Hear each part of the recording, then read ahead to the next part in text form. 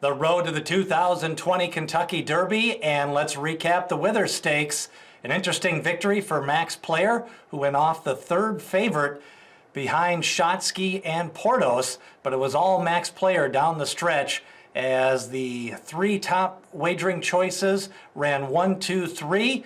Shotsky had to go out and face some early heat, and when that opening quarter went up in a sub-24, you knew it was going to be hard pressed for Shotsky to finish off. The track was a little bit demanding on Saturday at the Big A Aqueduct. Meanwhile, it was Max Player laying off that speed duel, laying behind the field. He got first run on Portos, the long-winded son of Tappet, for Todd Pletcher, and Portos came running late for third as the Withers ran pretty formfully, but it was Max Player picking up the victory. Max Player, who had gotten a win in his most recent race, picked up a second straight win.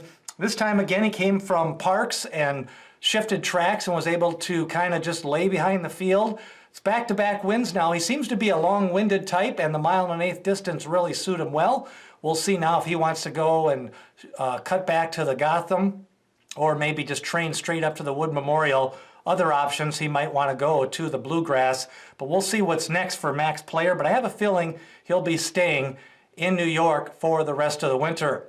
Meanwhile, in the Holy Bull Stakes, it was Tiz the Law. He had a little bit of trouble early, and then he kind of coming into the turn, he angled out under Manuel Franco. That's the second straight trip early on. Tiz the Law had to kind of settle back early and tap on the brakes from Manny Franco. He seems to be a little bit keen early on in his races. We'll have to see if that continues as they continue to go longer distances. But off the bench, this was a nice win because Ete Indian ran a huge race. He was live, was bet down late, ran strong fractions, and Tiz the Law just flat out ran him down. Toledo offered no resistance going into the turn, and everybody else was far back of the top two. And really this was all Tiz the Law.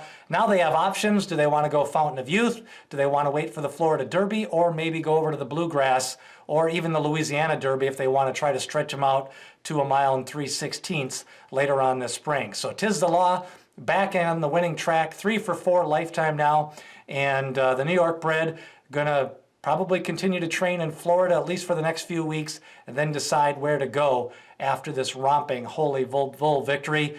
Unless something dramatically happens later on this week, I have a feeling Tiz the Law will probably be one of the top 2 favorites in Kentucky Derby Future Wager Pool, as those pools are released later on this week, and the Triple Crown nominations.